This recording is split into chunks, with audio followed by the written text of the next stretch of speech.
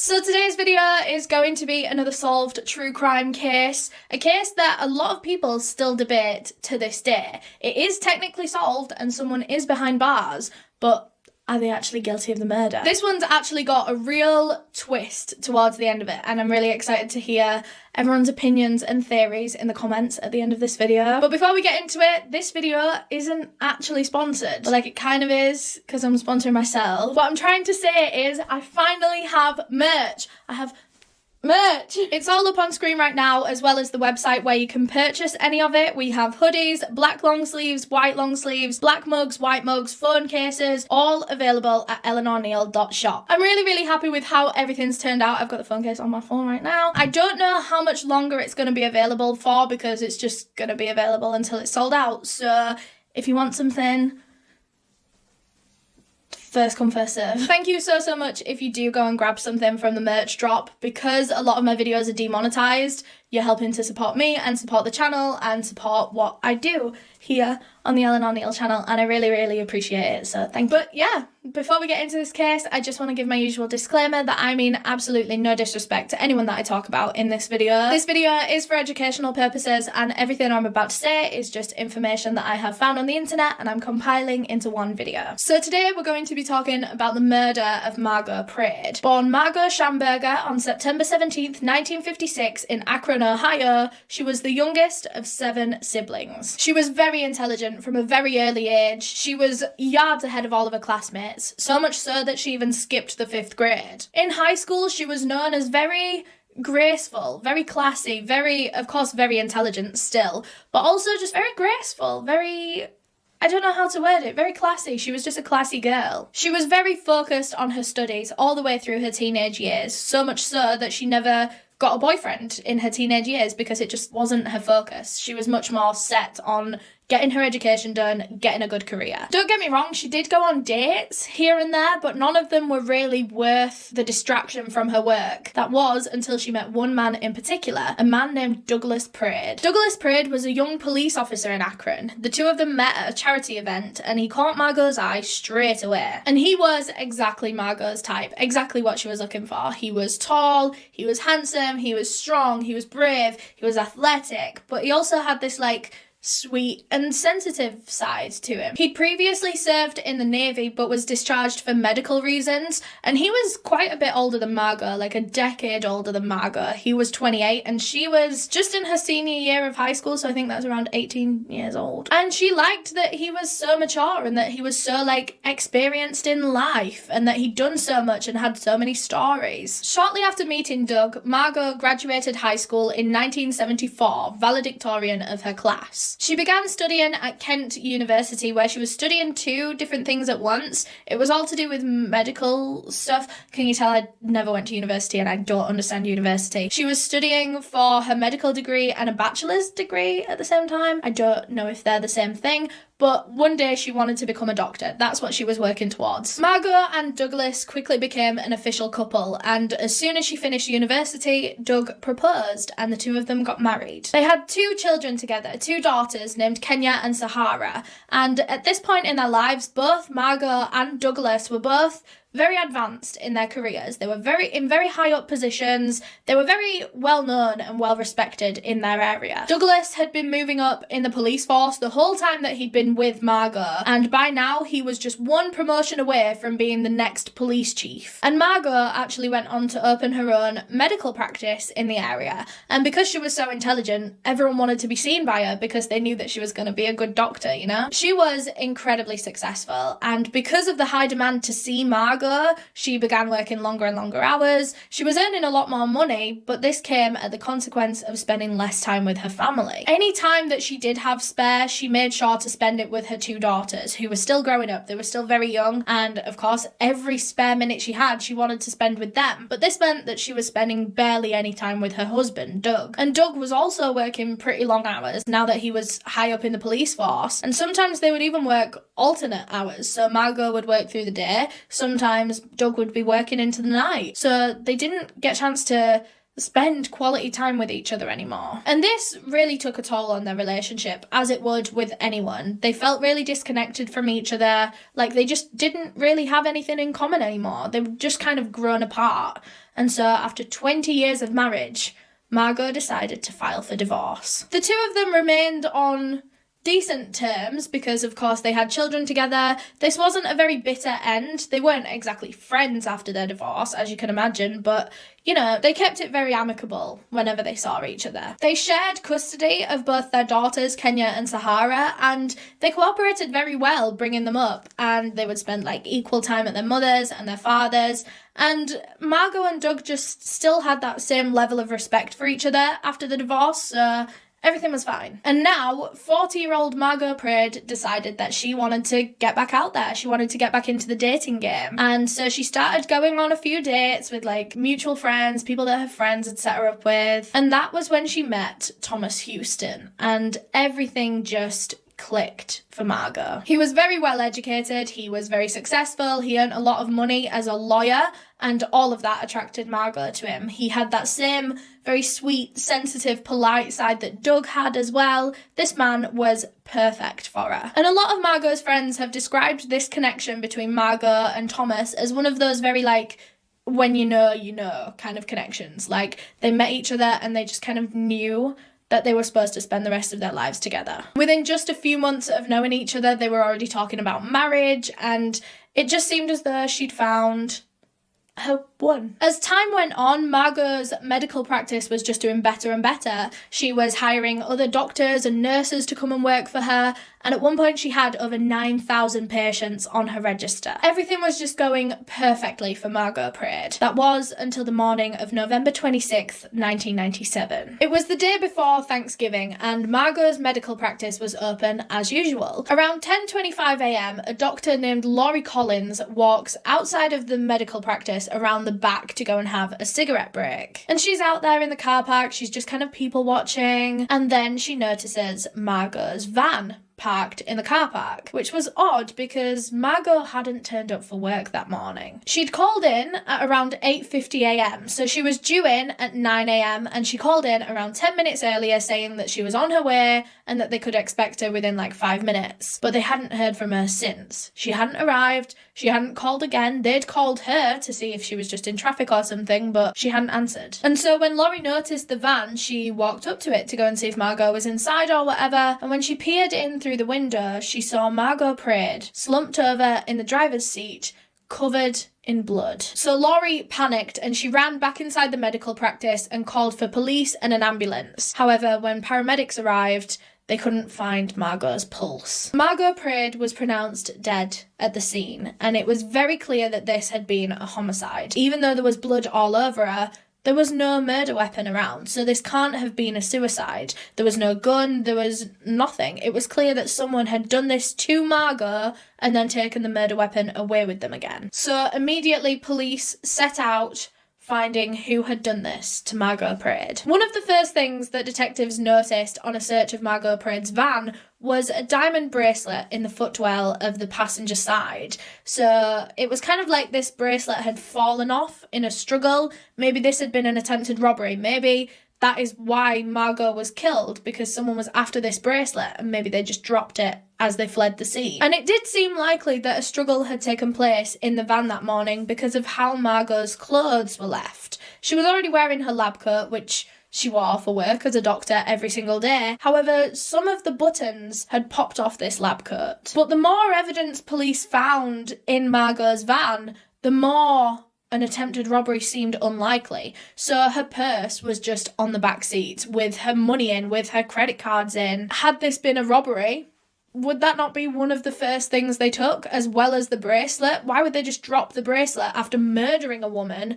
trying to get it? Why would you then just drop it? Quickly, as the case was unfolding, this seemed less like an opportunistic robbery gone wrong and maybe more like Margo was intentionally targeted. Maybe someone had wanted to kill her that morning. So detectives tried to piece together a timeline of what Margo had been doing that morning, hoping that maybe that might point towards her meeting someone or, just give them a better idea of what she was doing that day. Her usual daily routine consisted of her stopping off at a local hospital that she had a few patients at. She would do that around 8 a.m, 8:30ish, and then she would go from there to her medical practitioner's office, which was where she was. She was in the parking lot of her medical practitioners. So police got in contact with that hospital, who confirmed that Margo had been there that morning, and she left around 8:45 a.m. Everything had gone fine up until that point. And like I said earlier, she called the receptionist at her medical practice at 8:50 a.m, letting her know that she was on her way, and Margo was due to start work at 9 a.m. She did every single day. She was always on time. This was her medical practice. She had to be on time. So it seemed as though anything could have happened to Margo from around 8:50 until 10:30 a.m. when her body was found. But to me, it seems more likely that this must have happened around 9 a.m, otherwise she probably would have gone into work. So investigations continued at the crime scene, and as time's going on, more and more officers are arriving and kind of looking over the situation, including Margo's ex-husband, Doug Prade. He was at the gym that morning when he got a phone call from one of his fellow police officers saying that his ex-wife had been shot and killed at work. So he arrived at the scene, and weirdly enough, none of the other police officers knew that Margo and Doug had divorced.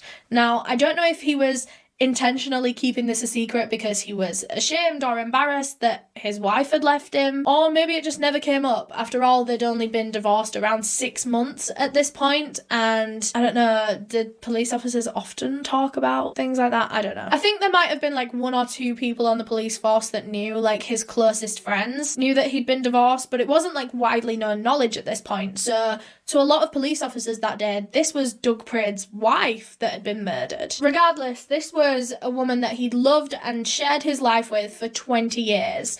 And they'd only been split up for 6 months. They had 2 children together. She was such a huge part of his life, and I'm sure there was still a lot of feeling there. Doug Prade arrives at the scene, and at the sight of Margo's dead body inside her van, he loses it. He starts sobbing, he's holding his head, he's collapsing to the ground. I believe he fainted at one point. You know, there's a real scene of just clear, overwhelming emotion in this man. A lot of his fellow officers were kind of giving him support, saying just wait a few minutes and then we'll speak to you, like compose yourself, take as much time as you need. Eventually, when he kind of stopped crying and he was a little bit less overwhelmed, he knew he wanted to help out. He knew he wanted to be as much help as he possibly could in solving his ex-wife's murder. And so he said, anything you need me for, questioning, you know, if you want me to be on the case, I can be on the case. He wasn't even in the homicide team. I don't know what he actually did inside the police force, but he was volunteering his time, his resources, anything he had to be able to solve this murder of his ex-wife. So, of course, with any murder case, one of the first points of action is to question those close to the victim,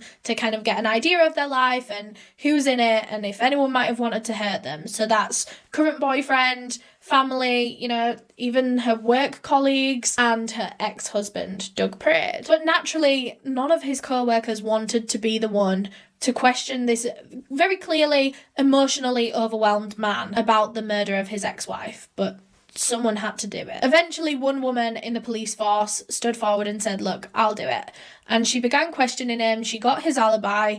Doug said that he was in the gym on the morning of the murder. He said that he'd been in the gym that morning in his apartment complex when he'd received that phone call from his co-worker informing him of this incident. And so he grabbed his stuff and he left for the crime scene immediately. Of course, this kind of alibi can't really be confirmed because it's not like these days when you've got like clocking in cards and stuff at gyms and there's CCTV everywhere. This was back in 97 and gyms were kind of done on like a checking in sheet. So anyone could write anyone's name and anyone's time that they checked in. So this wasn't too much of an alibi. However, Doug said that while he was in the gym working out, there was also a blonde woman in there at the same time as him. And so if police were able to track down this blonde woman, she would be able to confirm or deny whether she'd seen Doug that morning. Also, in Doug Prade's questioning, the officer asked him if there was anyone else in Margo's life that either might want to hurt her or might know some kind of information, just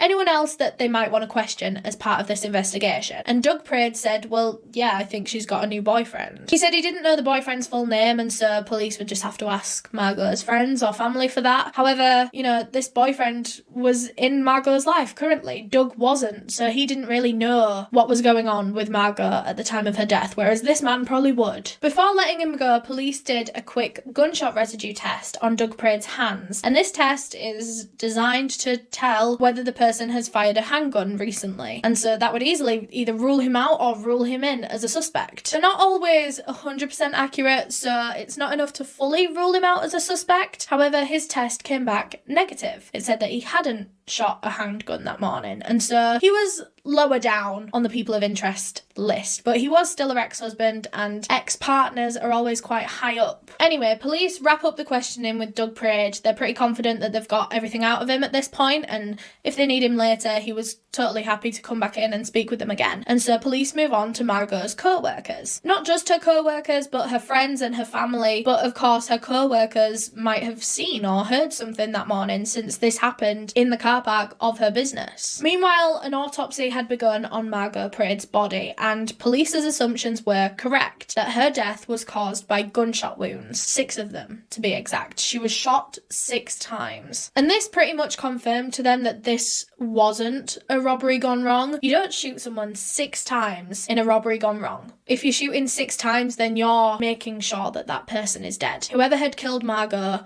wanted her dead. It's believed that the murder weapon was a .38 caliber revolver due to the bullet fragments that were found at the crime scene. They also believe that these bullets that were fired at Margo had gone all the way through her body, so in one side and out the other. There was even a bullet fragment found in the palm of Margo's hand, so it seemed as though she'd kind of put her hand up at her attacker, maybe covered the gun or something, and that bullet, they believe, went through her hand and then into her head. But then the pathologist found something else that pointed towards this being a very savage attack. There was a bite mark found on Margo's kind of shoulder, upper arm area. But there was something odd about this bite mark. It wasn't a full bite mark. It was just of the bottom row of teeth, which is kind of hard to do. If you're biting something, you're doing kind of equal force with both sets of teeth. The bite had kind of gone through her lab coat and then onto her arm because, of course, she was wearing the lab coat. So there were indents in the lab coat. So now that police know that Margo was bitten during this attack, this shows that it was a very personal, very angry attack. Like, they were wanting to really harm this woman. It wasn't just a case of, I just want her gone, I just want her dead. It was, I want to kill her and I want her to be in pain. So now they're looking at people close to Margo, or people that didn't really like her, people that she'd had disagreements with, but there weren't many. Like I said, Margo was a very liked person. She was very popular in her area, very well respected. There weren't many people that had an issue with Margo Prade. And so, objectively, in cases like these, like I said, the ex-husband or the ex-partner is always quite high up on the people of interest, just because obviously a relationship had gone bitter. It doesn't matter how good terms they say they're on now, there might still be some resentment inside. And so, objectively, the police force had to investigate Doug Prade a little bit more. So they decided to try and check his alibi of being at the gym that morning. So police went to his gym and they had a look on this checking in sheet, and sure enough, Doug Prade's name was on the sheet on that morning. And so was a woman's name, a woman named Kathy. So this must have been the blonde woman that was in the gym at the same time as him. So police tracked down this woman and brought her into the police station for questioning. And they said, was anyone in the gym with you on that morning? And she said she remembered a bald man being in there with her that morning. So police showed this woman a picture of Doug Prade and said, is this the man that you saw in the gym? And she said, yep, that's him. And with that, Doug Prade was pretty much ruled out of the investigation. Not only did he have a pretty solid alibi with a witness, he also took the gunshot residue test and it was negative. So now police decided to look elsewhere at other suspects. Naturally, the investigation then led to Margo's current boyfriend, Thomas Houston. He lived around 2 hours away from Margo in a place called Columbus. He told police that he had been in Columbus that morning. He had plans to come and see Margo later that day, but before he'd even set off from Columbus, he got that call from her friends and family informing him of her murder. He said that they didn't really have any issues at all in the relationship and that things were going really well. He said that he was planning on proposing to her and that they were going to spend the rest of their lives together. And like I said, he was going to come to her house on the day that she was murdered so that he could stay overnight and then spend Thanksgiving with her the next day. He said that morning when he was in Columbus, before he planned to drive to Margo, he was just running some errands, just some personal errands. However, this meant that it would be pretty hard to confirm that alibi because he was alone. He was running these errands by himself. However, police pretty much believed his alibi due to the distance and the fact that he drove back from Columbus to Akron for this police questioning on the same day that Margo was murdered, it would be unlikely that he drove to Akron, killed her, back to Columbus, got the call, and then went back to Akron. You know what I mean? There wasn't really enough time to fit all 3 of those journeys, plus a murder, plus a phone call, you know. But just like with Doug Prade, they didn't fully rule him out, they just thought it's unlikely, and so they decided to move on and look elsewhere for now. Police decided that one of the easiest ways to rule out a lot of people in this investigation was to make everyone that had been in recent contact with Margo right before her murder go for dental impressions, so that everyone's teeth could be compared to the bite mark on Margo's body. So everyone she knew had to go and get dental impressions. Her co-workers, friends, family, Thomas Houston, Doug Prade. However, it would take quite a while to get the results of these dental impressions back. Around a week after the murder, Margo Prade's funeral took place, and the turnout was huge. The line wrapped all the way around the church. It was very clear that Margo had had a huge impact on a lot of people. Her daughters, Kenya and Sahara, who were only 8 and 12 years old at the time, sat with their father, Doug Prade, and sobbed. All 3 of them sobbed through the whole thing. And the youngest of the 2 daughters went around the church handing out little purple remembrance ribbons for people to wear in Margo's honour. Thomas Houston also attended the funeral that day, and this was actually the first time he'd ever met any of Margo's family at her funeral. That same day, police were back at the police station still working on this case when they received a letter to the station with no name, no return address, no nothing. This letter was from an anonymous source that claimed that they knew who had murdered Margo Prade, and they said it was Margo's best friend. Now, I'm not 100% sure what this friend's name was, because I believe fake names are sometimes used for this particular person in the case, and I'm not sure why, so I'm just going to call her Denise because that's what I read in a couple of sources, but other sources say different things. This letter stated that Denise, Margo's best friend, had been the one to set up Margo and Thomas Houston, and Denise was happy for them at first, but now she was kind of growing resentful, and she was jealous of the connection that Margo and Thomas had. And Thomas Houston was a lawyer, so it made sense that that would be how they knew Thomas and, you know, introduced him to their newly single friend Margo. And soon after this letter arrived, police also got a number of calls from a number of different people in Akron saying that they'd had posters left on their car windshields that said the exact same thing, that implicated Denise and her husband in the murder of Margo Prade. This letter claimed that Denise was planning to flee from Akron to avoid, you know, being caught for this murder, and that her wealthy, powerful, loyal husband was helping her get away with it, and this was all in the plans.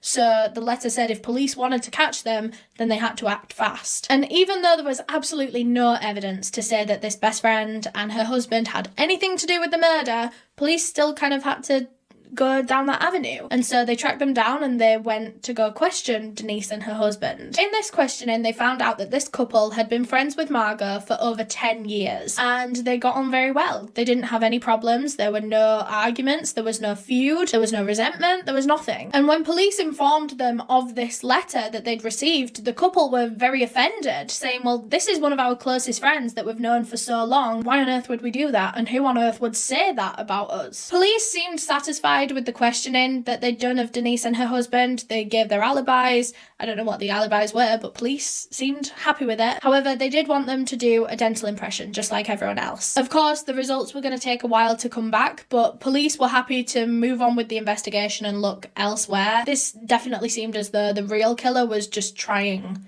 to frame someone else, you know? As all of this was going on, other officers on the investigation were trying to find some sort of like CCTV footage, security camera footage, anything that might help them identify a person or even a car of interest. Unfortunately, Margo Prade's doctor's office didn't have any security cameras on it, so they didn't catch their own car park. However, there was a car dealership next door that had a camera that only just caught the homicide taking place. Now, I am going to include the footage in this video, however, you can't really see anything happening. Because it was from the car dealership next door, they've had to zoom in so far that it's literally just like moving pixels. However, I understand that some people might be uncomfortable, so just skip forward a little bit if you don't want to see this security footage. However, if you do want to watch it, you can't see anything taking place really. So here you see Margot's van arrive in the car park of her office around 9:09 a.m. A car then approaches and parks diagonally, although they believe this car had been hanging around the car park for around 10 minutes prior to approaching Margot's van. A figure then gets out of the car and lets themselves into the passenger side of Margot's van. After about a minute and a half, the figure then gets back out of the car, gets into their car and drives away. But as I'm sure you could tell from the footage that you just saw, this CCTV footage really wasn't going to help in the investigation at all. They couldn't identify a person, they couldn't identify a specific car, not a make, not a model. All they could really tell was that it was a light colour. Notice I said the word light instead of a particular colour, because this could be any light colour. It could be white, it could be silver, it could be grey, it could be any form of light colour. This really didn't help too much in the investigation. Police actually even sent this security footage to NASA for them to try and like clear it up a bit. Maybe they could make out a make or a model of the car. However, they couldn't do much with it. Although it did help with the timeline of the investigation. So now, because this security footage had the exact time on it, they know that this murder began at 9:10, lasted for 2 minutes and finished around 9:12 a.m. and that was when the murderer got back in their car and sped away. So police continued to speak with the owner of the car dealership, who said he'd actually spoken with Margo Prade on the morning of her murder. She was buying a new car from his dealership at the time of her murder,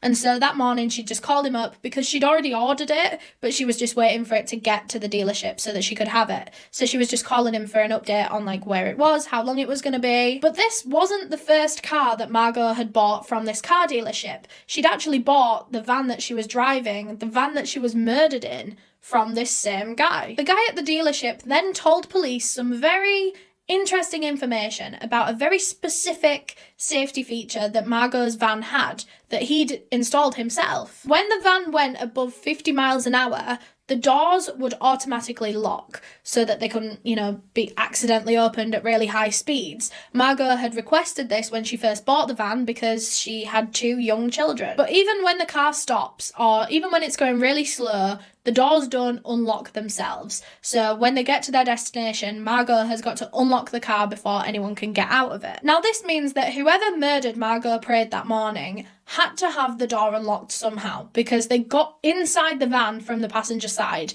and sat in the passenger seat. Now this could be done one of 2 ways. Maybe Margo saw her killer outside her van but didn't see them as a threat. Maybe it was a friend, maybe it was a family member, and maybe she just unlocked her car door so that the person could get in and sit with her. Or, number 2, maybe the killer had their own key to the van and let themselves in. So now police are circling back to their initial suspects. There's top 3 suspects: Doug Prade, her ex-husband, Thomas Houston, her current boyfriend, and Denise, her best friend. Doug Prade probably still had a key to the van, so he could have let himself in. After all, this was his ex-wife. They probably shared that van at one point, and it makes sense that he might just have an old key somewhere. So he could have let himself in. As for Thomas Houston and her friend Denise, this was her current boyfriend and her best friend. If she sees them outside the van, of course she's going to unlock the door and let them in. So all 3 of them could have got in that van somehow. So police decided to keep going with this new information in mind. This just kind of solidified everything that they already thought,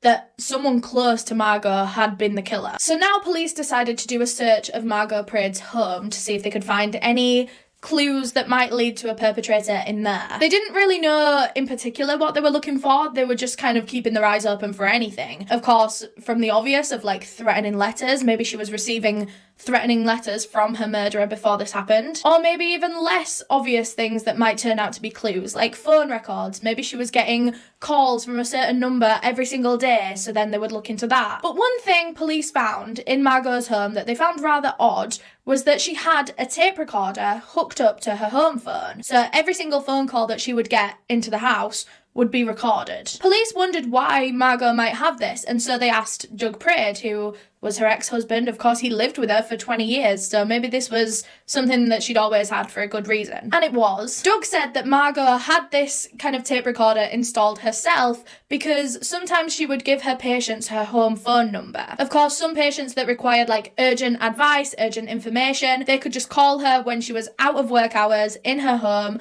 and she would be able to give that kind of medical advice. However, because this was medical advice, it needed recording to put on proper records that she'd told patients certain things and that they'd told her things. So she had this tape recording thing so that she could record all the calls that happened instead of just sitting there and taking notes every time she answered the phone. So police decided to take this tape recorder and a bunch of tapes that they found back to the police station, and they decided to listen through pretty much everything in the run-up to Margot's death to see if anything had happened, if there were any kind of suspicious phone calls. And while they didn't find anything overly suspicious, they did find some pretty interesting phone calls between Margot and some of her friends, particularly talking about Doug, her ex-husband. And in one of these conversations, there was a particular name that was brought up over and over again, a woman named Carla Smith. And they were speaking of Carla Smith in a very negative way, one of them even saying that Carla Smith made her sick. And as soon as the officers heard this name, they knew exactly who Carla Smith was.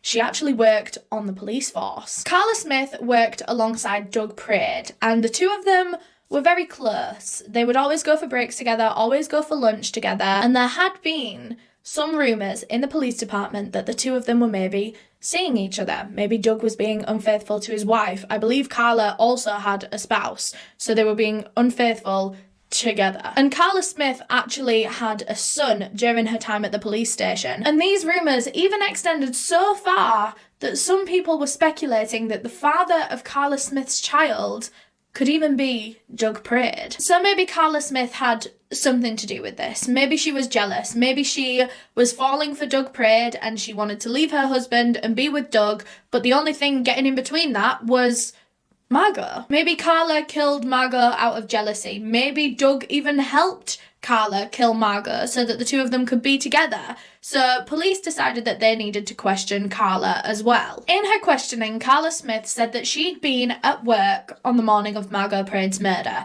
Her shift started at 8:30 in the morning and the murder took place at 9:10 a.m. So she couldn't have done it. She was in work. In fact, Carla was actually one of the responding officers to the murder scene that morning. She was the officer that had called Doug Prade when he was at the gym and informed him of his ex-wife's murder. So the homicide team began tracing Carla Smith's workday right up until before the murder, because of course they knew she was there once the murder had happened, but what had she been doing from 8:30 a.m. at work that morning until 9:10. So the homicide unit began tracing Carla Smith's work morning timeline. So she got into work at 8:30 in the morning and police began responding to the murder scene at around 10:30 a.m. And of course the murder happened around 9 a.m. So what was Carla Smith doing that morning? Can she be accounted for? Was she with people that can confirm her alibi? But as the homicide team were kind of looking for any record of Carla in the police station that morning, maybe she'd kind of logged onto the database, maybe she'd submitted records or something like that, anything that said her name was on the database that morning, so she was in the office, but they couldn't find anything. There was no record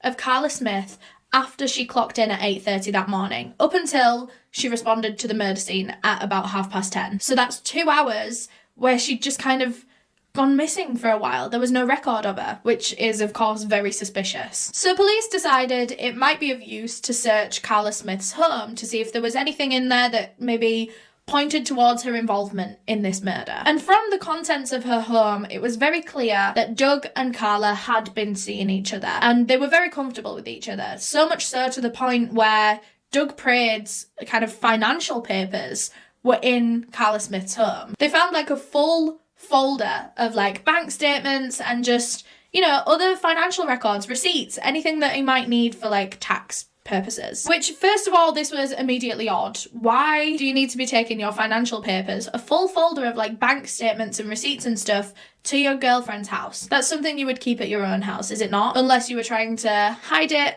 or, you know, keep it away from your space that you think could possibly be searched. So police took this folder of Doug's financial papers back to the police station and they were looking through it, and very quickly they noticed that Doug Prade was in a lot of debt. He wasn't doing very well financially ever since he split from Margo. Margo was the main breadwinner of the family. They had a huge house with, I think they had a pool. It was really nice. They lived a very comfortable lifestyle. But now Doug had a fraction of that money. Margo earned most of the money, and Doug wants to maintain that lifestyle that he once had.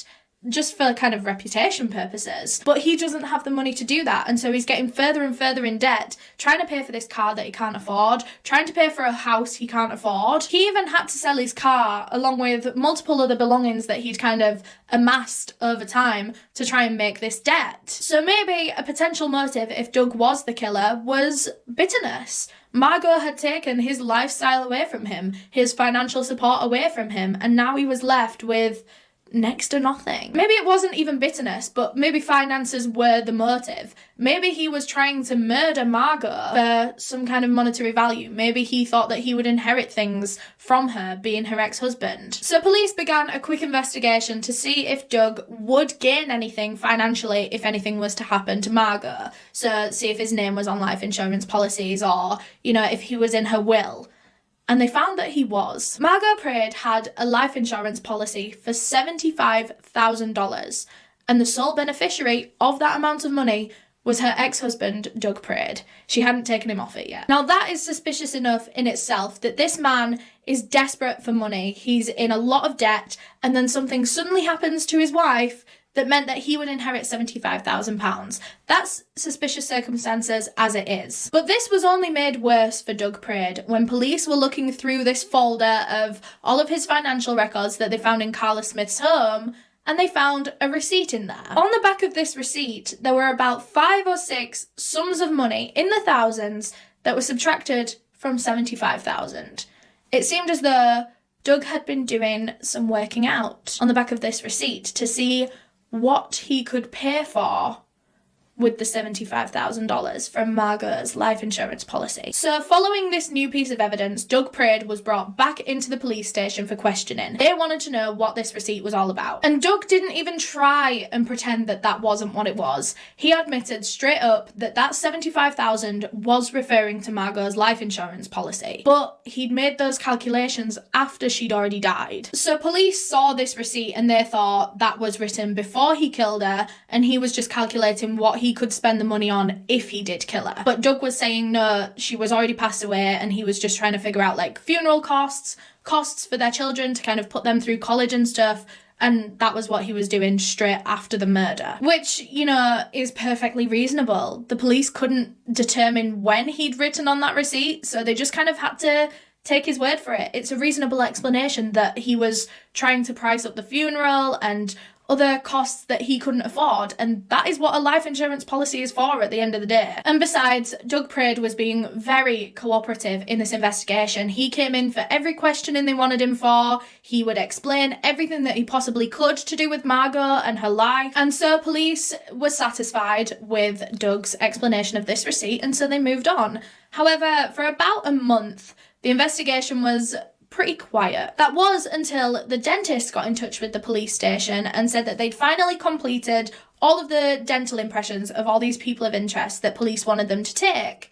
However, they hadn't been taking impressions. It turns out that the dentist had just been looking at these people's teeth and kind of taking pictures and stuff. To be able to take an impression of every single person that the police wanted them to, it would have cost a lot of money, it would have taken a lot of time, and so the dentist just kind of looked at these people's teeth, looked at the bite mark, the picture of the bite mark on Margo's arm, and determined whether he thought in his head that they could be a match or not. So it's not 100% accurate, but this is still a professional. He still looks at teeth every single day for a living, and so he has a pretty good idea of what teeth sets could make what kind of bite marks, you know? So he had kind of crossed off a lot of names on this list that he thought were not a match, and there were a few names that he wanted to have a better look at and actually take impressions of. One of the names that this dentist had crossed off the list, he did not think that this person's teeth were a match to the bite mark, and that was Carla Smith.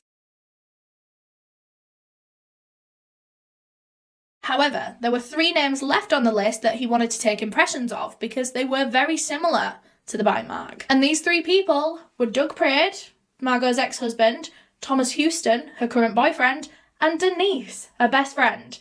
coincidentally, the 3 biggest suspects in the case. So this didn't really narrow much down for police. So these 3 people went back to the dentist and they had like proper impressions taken of their teeth. They had like molds done and everything. So that was going to take a while for those results to come back as well. So police just continued in the investigation until then. At this point, police in that department were kind of off the record gossiping about who they thought could be the killer out of the 3 main suspects. And a lot of them thought it was one of their own, Doug Prade. There was just way more evidence for him than there was any of the other suspects. There was a motive there when there wasn't really for the other suspects. There were some people on the police force that didn't want to believe it and they didn't really want to get involved. They didn't want to talk about it. They didn't think Doug Prade was a murderer. However, there were a lot of people that were pretty convinced, and so the homicide team decided to kind of double down on his alibi that morning to make sure that that was fully checked out. So they went and spoke with Kathy one more time, who was the woman that was at the gym at the same time as Doug Prade, and they confirmed the times that she was there. She said she was there from 9:30 until 10 a.m. on the morning of the murder. But now police knew that the murder took place at 9:10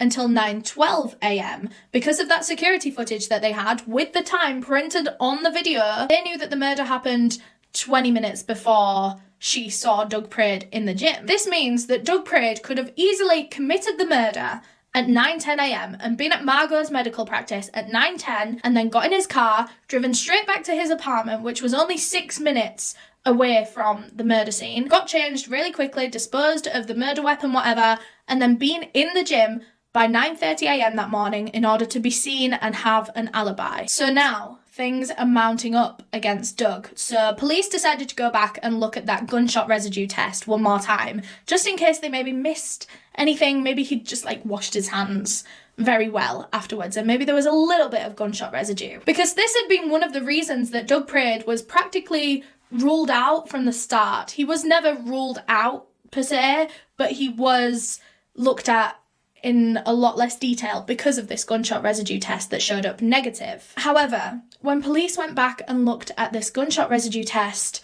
they found that it hadn't been carried out properly. Whoever had set up this test kit had not taken the tape off of the tester. So they tested him with tape on it, which kind of acted as a barrier between the tester and his hand. So if there was any gunshot residue on his hands, it wouldn't have got onto the tester. So this test that they thought was negative this whole time was never actually negative.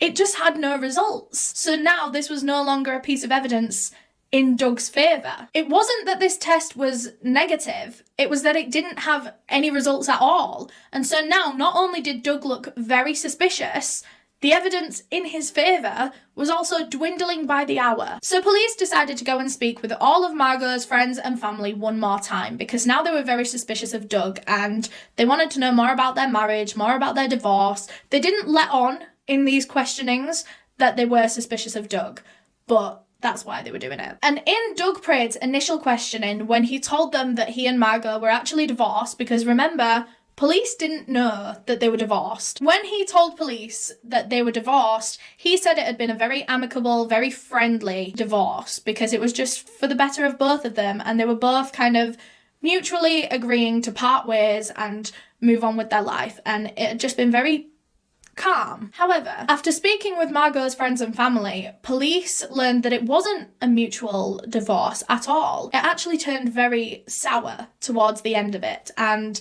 it wasn't necessarily what both of them wanted. Margo Prade found out that Doug, her husband that she'd been with for 20 years, had been cheating on her with multiple women for a long period of time. And it was then that she realised that this man that she had loved and respected and raised 2 children with did not love her and respect her back in the way that she did to him. And Margo knew in her heart that she deserved better than that. She didn't deserve to be treated like that, and so she decided to leave Doug. Of course, this was met with a lot of protest from him. He didn't want to split up with Margo. He wanted his wife, but he also wanted his girlfriends, which she was not going to have. And so she told him that she was getting a divorce, and she got the divorce papers sent out to him and everything, but he just pretended like this wasn't happening. He just didn't sign any of the papers, didn't go to any of the meetings. He refused to acknowledge that she was trying to divorce him. And it got to the point where,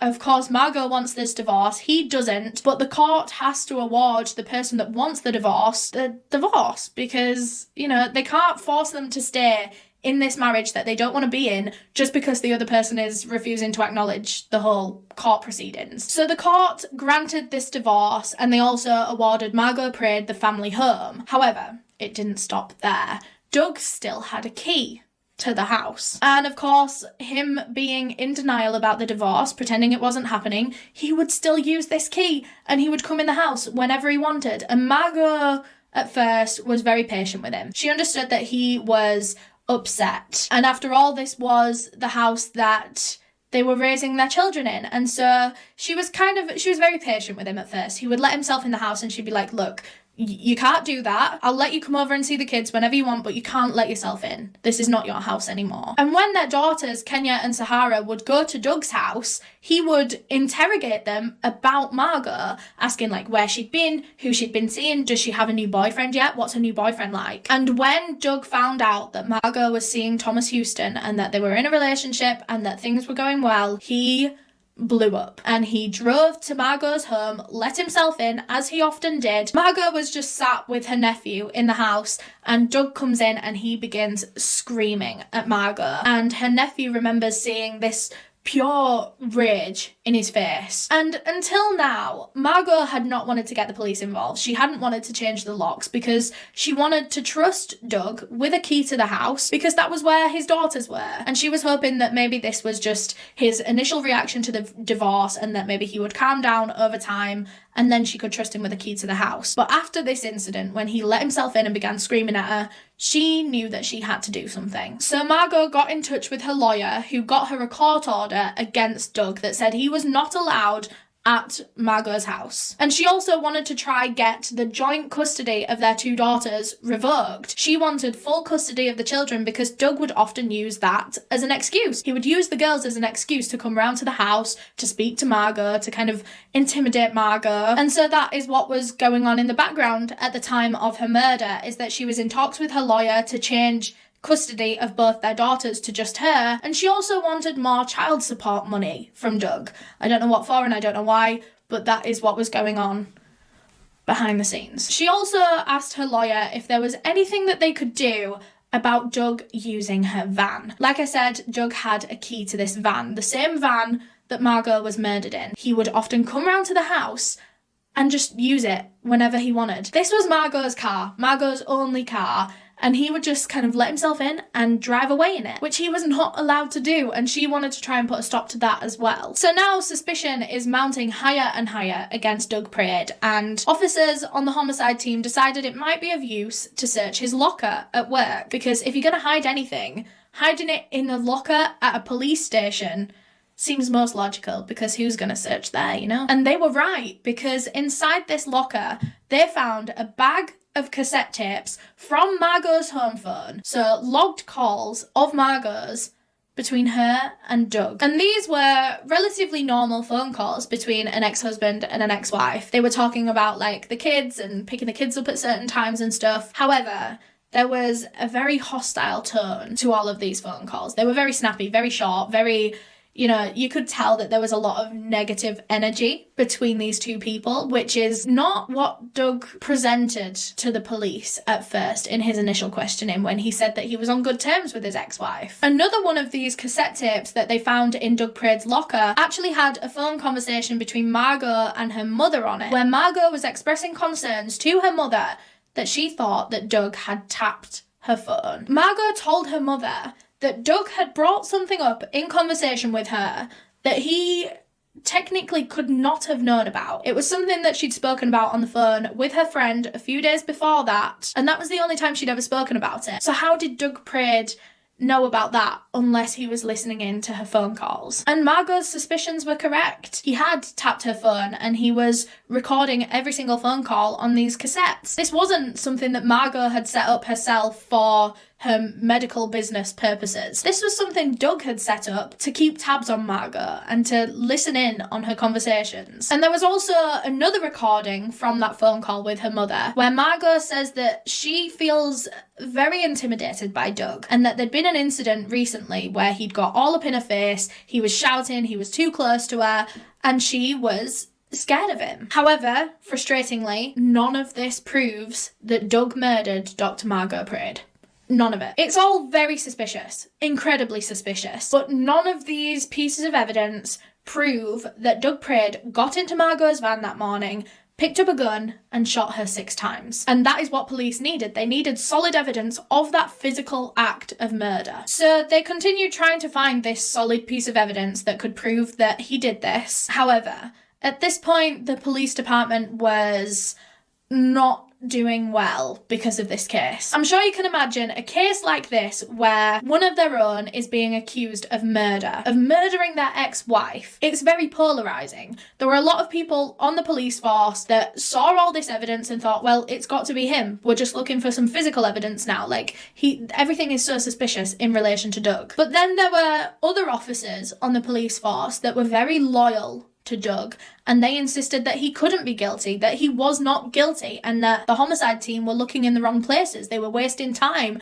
They were doing their jobs wrong. And these officers that were very loyal to Doug and believed in his innocence, they were allegedly trying to make the homicide detective's job as hard as it could possibly be and as uncomfortable as it could possibly be, to make them not want to do it, to make them give up and focus on someone else. The homicide team would have to hide their paperwork on Doug Prade. They used to have to take it everywhere with them because if they left it on their desk while they went for a break, who knows what Doug's friends could do to that paperwork. It could go missing. It could be sabotaged somehow. And there was one young female officer on the homicide team that was kind of one of the main people in this whole investigation, one of the main officers trying to solve this case, who was suspicious of Doug, and she had to take her paperwork everywhere with her, to breaks, to lunch, even home with her on an evening. She would have these very important documents in her house with her when she lived alone, which is very dangerous because who knows the lengths that these people could have gone to sabotage that evidence. Luckily, nothing ever happened to evidence or paperwork or anything like that, but this was supposedly a very hostile environment to work in for a long time as they were trying to solve this case. So anyway, police are still pushing for people to come forward with any information to do with this murder in general. Not even just Doug Prade, but if they saw anything that day, if they heard anything that day, they were still appealing for witnesses. And one man named Howard Brooks comes forward and said that he saw something on the morning of the murder. However, he hadn't come forward before now because he didn't think it was really much of anything. However, after he told his friends about this thing that he saw, they urged him to go to the police because it could be important. So Howard Brooks had been a patient at Margo's medical practitioner's that morning. He'd been to see a different doctor, he'd had his appointment, and then he was outside of the building after his appointment waiting for his cab home. And that put him in the car park of the medical practitioners around 9:10 a.m, just as the murder was happening. Howard recalled seeing a white car speeding through the car park that day. And this is something that you would quickly forget about, you know? You see cars speeding all the time. It's never normally a big deal. So he kind of just forgot about it completely. But it wasn't until a few days later, when Howard learned of the murder of Margo Prade, that he remembered being there that morning. And suddenly this image of this white car speeding through the car park comes back to him. So Howard went to the police station with this new information, and they asked him if he got a good look at the driver of the car, and he believed that he had. And so police showed him pictures of all of their suspects and said, was it any of these that was driving the car? Howard took a brief look at all of these pictures and then pointed to one in particular and said, that's them. That was who was driving the car. And this picture was of Doug Prade. Police asked a few more questions and Howard said he thought someone else could have been in the car with Doug that day, but he wasn't too sure. He didn't exactly see another person's face, so he couldn't tell them for sure. Police asked Howard a couple more questions. He said that he thought someone else might have been in the car, but he couldn't say for sure. He didn't see a second face, so that was all he could really tell them. So now police have even more evidence, and this time it puts Doug Prade at the scene of the murder at the time of the murder. This was the best evidence that they had so far. However, because Howard said he thought someone else might have been in the car. This kind of throws that evidence off a little bit because, yes, it puts Doug Prade at the scene of the murder at the time of the murder, but it doesn't say he pulled the trigger. And if someone else was in that car with him, maybe they pulled the trigger. So they couldn't charge Doug Prade with murder just yet. So police called in Doug Prade for yet another interview, and their plan with this was to just present all the information, all the evidence that they had against him, and see how he reacts. If he tried to defend himself, if he seemed suspicious, if he didn't have anything to say. But the way that he did react in this interview was rather unexpected. So like I've been saying, he's been very cooperative all the way through this. Every time they wanted him to come in for questioning, he would do it. Every time they needed anything from him, he was happy to help because he wanted to help them solve this murder. In this interview, he was the complete opposite. He got angry, he was raising his voice, he was telling them that they weren't doing their jobs properly and that they need to stop focusing on him and get out there and find the real killer. And this shift in Doug's attitude towards the investigation, as soon as he realised all of this evidence was mounting up against him, was very telling. Not long after that interview, the police department gets a phone call. It was the dentist getting back to them with the results of the dental impressions of the three main suspects, Doug, Thomas, and Denise. And the dentist said that they had good news. They'd found a match. One of these three suspects' teeth matched the bite mark on Margo Prade's body. There was one match, and the other two didn't fit it at all. And that one match was Douglas Prade. And it was also found that Doug Prade actually had a partial denture. So his whole top row of teeth was a denture that he could just take out and put back in whenever he wanted. And if you remember, that bite mark on Margo Prade's body was of just the bottom set of teeth. And that was it. That was enough evidence to say that Doug Prade had to be the murderer. Not only had he been seen at the murder scene, his face at the murder scene, but he'd also been in a vicious struggle with Margo. So on February 23rd, 1998, almost 4 months after the murder, Douglas Prade was arrested on suspicion of the murder of his ex-wife, Margo Prade. And within hours of this arrest, this case was citywide news. This was a very high-ranking police officer, a man that is paid, his job is to protect, was being arrested on suspicion of murder. In his first court appearance, Doug Prade pled not guilty to the murder of Margo Prade, and so that meant that a trial must go ahead. If he would have pled guilty, then he would have just, gone to prison straight away. He could have easily just admitted it, but he said that he wasn't guilty, so this went to trial. And there, in trial, all of the evidence was presented for the jury, as well as a theorised timeline of events. So no one knows exactly what happened in the car that morning because there were only two people there, Margo and her killer. But based on physical evidence and stuff like that, and of course the CCTV footage, the homicide team can theorise a timeline of events, and that was told to the jury. They believe that Doug Prade had been waiting in the car park of Margo's medical facility in his white car for around 10 minutes before Margo actually arrived. So he got there around 9 a.m. and parked at the other side of the car park and just watched and waited for her to come in. He could have easily killed Margo in her home. After all, he had a key. However, he knew that if he did it in a car park at her work, then it could look like a robbery. Whereas if he'd done it in Margo's own home, then that would have led back to him a lot easier and a lot quicker. So anyway, he drives over to where Margo is now parked in her van. He parks his car, gets out, walks over to the van, and it's unknown whether he used his own key to get in the van or whether Margo let him in, but either way, he gets in on the passenger side and sits in the van with Margo. They believe that he was sat in this van with a gun pulled on Margo, just talking to her for about a minute. Of course, they don't know what he was saying, whether he was, telling her that he was going to kill her, or maybe why he was doing it. Who knows? And Margo realises that she's in a lot of danger, and so she puts her hand up, grabs the gun by the barrel, and a struggle takes place where he's trying to gain control back of this gun, Margo's trying to get it off him to protect herself, and Doug realises that Margo is a lot stronger than he thought and that he might lose this struggle. She might gain control of this gun, and so that is when he leans over and bites her arm so that she will lose grip of the gun and he can take back control. Now he finally has the gun again, he decides that now is his time to murder Margo. He shoots her 6 times and then gets out of the van, jumps back in his white car and speeds away. He then disposed of the clothes that he was wearing and the murder weapon, the gun, somewhere. They don't know where. They've actually never found his clothes that he was wearing or the murder weapon, so no one knows where he disposed of those. He then gets his workout gear on and heads straight to the gym in his apartment complex to lock in his alibi. He made sure that people saw him working out in the gym that day. So that was the theorized timeline that the jury was told. They were also told of his believed motive for killing Margo. This was a controlling, bitter ex-husband, fresh out of a very ugly divorce with his very successful, very wealthy,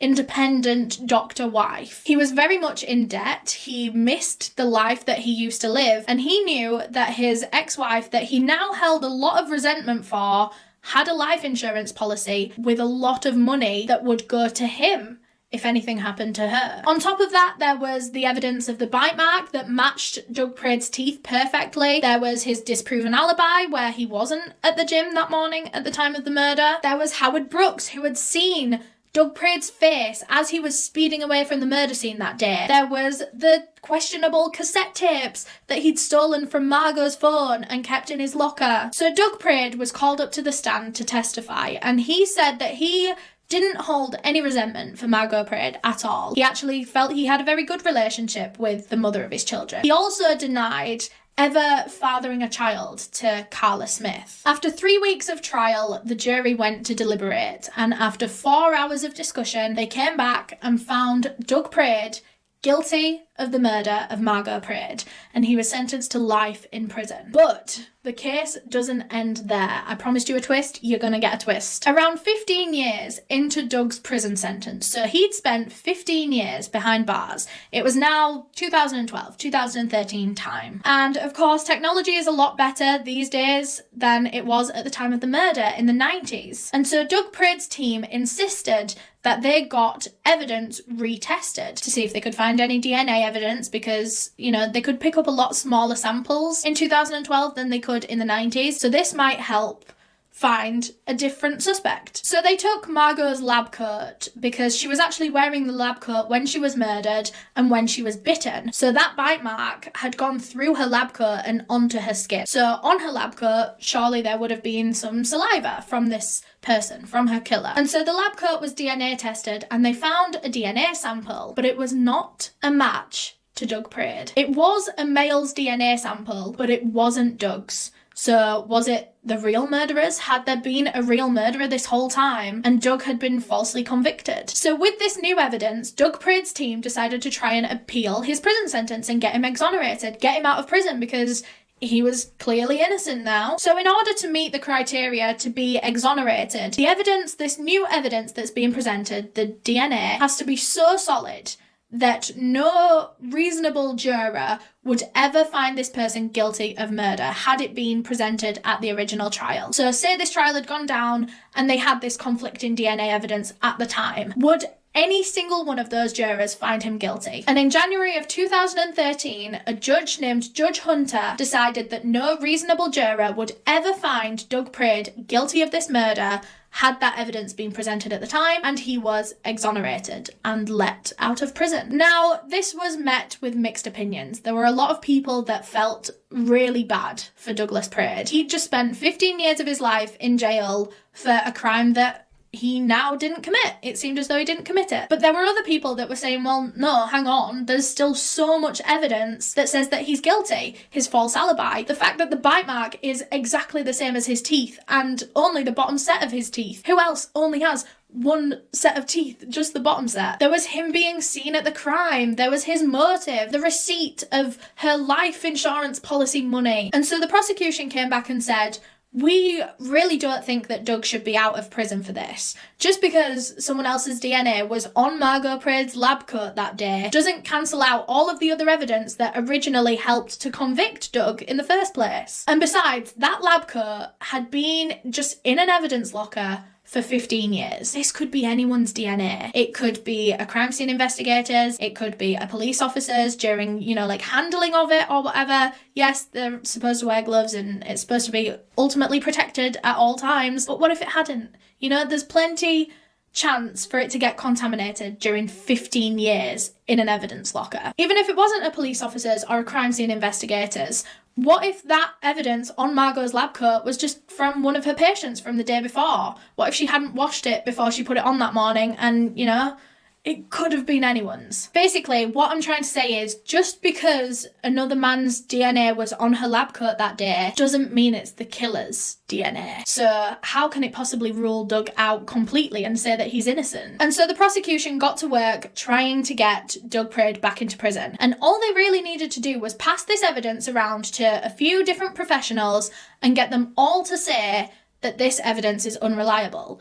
And that'd be it. Doug would be back in prison. And in October of 2014, what do you know? They all found this evidence unreliable. It was decided that the judge had abused her discretion in exonerating Doug and that verdict should be thrown out, and the evidence wasn't enough to free him. So after 2 years as a free man, Douglas Prade was ordered to resume his life sentence for the murder of Margo Prade. Of course, Doug and his team are not happy with him being sent back to prison, so I have no doubt that they're working on another appeal right now to try and find some other way to get him out. But I really think it's unlikely that that will happen. If the prosecution's been able to put him in jail twice now, I really doubt there'll be any evidence that is powerful enough to say that he's innocent. The couple's daughters, Kenya and Sahara Prade, have always maintained their father's innocence. They believe that he was wrongly convicted and that there's just a murderer on the loose out there somewhere that hasn't been found or charged. And sadly, just last year, Kenya Prade passed away